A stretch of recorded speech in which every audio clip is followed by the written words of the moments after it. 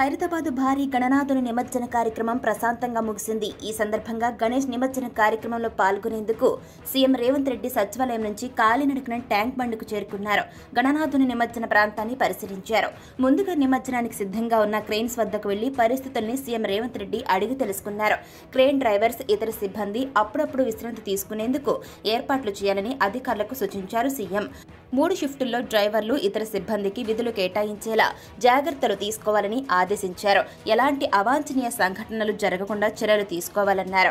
అందరూ సమన్వయంతో పనిచేయాలని సీఎం ఆదేశించారు. ఎప్పటికప్పుడు పరిస్థితుల్ని అంచనా వేస్తూ అలర్ట్గా ఉండాలని పోలీస్ యంత్రాంగాన్ని అప్రమత్తం చేశారు. ఈ క్రమంలో అధికారులు అన్ని రకాలుగా ఏర్పాట్లు చేశారని సీఎం రేవంత్ రెడ్డి పేర్కొన్నారు.